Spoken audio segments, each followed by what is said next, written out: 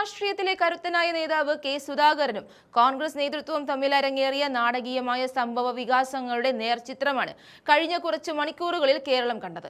പാർട്ടിയിൽ നിന്ന് good bye പറഞ്ഞ് കണ്ണൂരിൽ സ്വതന്ത്രനായി മത്സരിക്കാൻ പോലും ഒരുങ്ങിയ സുധാകരനെ അനുനയിപ്പിച്ച് തിരികെ കൊണ്ടുവന്നത് കോൺഗ്രസിലെ മുതിർന്ന നേതാക്കളുടെ കൃത്യസമയത്തുള്ള ഇടപെടലുകളാണ്. ഈ പ്രതിസന്ധി ഘട്ടത്തിൽ കോൺഗ്രസിന്റെ രക്ഷകരായി മാറിയത് എ.കെ. ആന്റണിയും രമേശ് ചെന്നിത്തലയുമാണ്.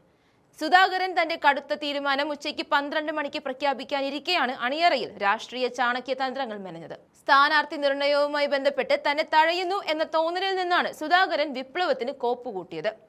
തന്നെ ഒതുക്കാൻ ശ്രമിക്കുന്നവർക്കുള്ള മറുപടി എന്ന നിലയിൽ പാർട്ടി വിടാനുള്ള തീരുമാനം അദ്ദേഹം ഏതാണ്ട് ഉറപ്പിച്ചിരുന്നു. എന്നാൽ ഈ വിവരം പുറത്തു വന്നതോടെ രമേശ് ചെന്നിത്തല ഉടനടി രംഗത്തിറങ്ങി.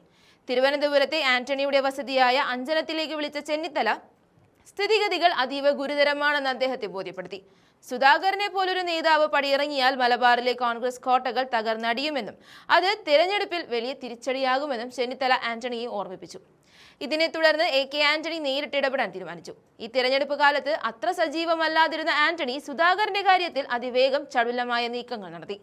അദ്ദേഹം നേരിട്ട് രാഹുൽ ഗാന്ധിയെയും കോൺഗ്രസ് അധ്യക്ഷൻ മല്ലികാർജ്ജുൻ ഖർഗെയെയും ഫോണിൽ ബന്ധപ്പെട്ടു.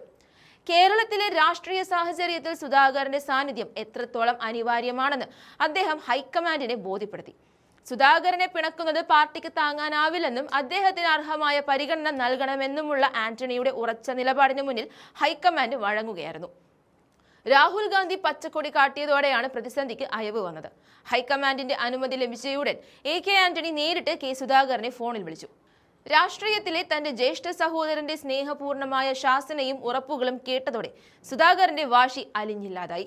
നമുക്ക് ഒന്നിച്ച് മുന്നോട്ട് പോകണം എന്ന ആന്റണിയുടെ വാക്കുകൾ വിശ്വസിച്ച് അദ്ദേഹം തന്റെ പിന്മാറ്റ തീരുമാനത്തിൽ നിന്നും പിന്തിരിഞ്ഞു. കണ്ണൂരിലെ കരുത്തനായ നേതാവ് സ്ഥാനാർത്ഥിയായി തുടരുമെന്ന് ഇതോടെ ഉറപ്പായി.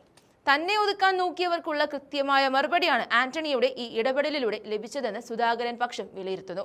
ഒടുവിൽ കോൺഗ്രസിനെ പിടിച്ചുലച്ച സുധാകര പ്രളയം ശാന്തമായിരിക്കുന്നു. എ.കെ. ആന്റണി എന്ന അൾട്ടിമേറ്റ് ക്രൈസിസ് മാനേജർ തന്റെ രാഷ്ട്രീയ നയതന്ത്രജ്ഞതയിലൂടെ പാർട്ടിയെ വലിയൊരു പൊട്ടിത്തെറിയിൽ നിന്ന് രക്ഷിച്ചെടുത്തു. കണ്ണൂരിലെ കോൺഗ്രസ് പ്രവർത്തകർക്ക് വലിയ ആശ്വാസം നൽകുന്നതാണ് ഈ പുതിയ തീരുമാനം. UDF ക്യാമ്പിൽ വലിയ ഊർജം പകരാൻ ഈ അനുനയ നീക്കത്തിന് സാധിച്ചിട്ടുണ്ട്. വരും ദിവസങ്ങളിൽ സുധാകരൻ കൂടുതൽ കരുത്തോടെ തെരഞ്ഞെടുപ്പ് ഗോതയിൽ സജീവമാകുമെന്നാണ് അണികളുടെ പ്രതീക്ഷ. കേരള രാഷ്ട്രീയത്തിൽ ഇന്നും എ.കെ. ആന്റണിയുടെ വാക്കുകൾക്ക് എത്രത്തോളം വിലയുണ്ടെന്ന് തെളിയിക്കുന്നതായിരുന്നു ഈ നാടകീയമായ മണിക്കൂറുകൾ.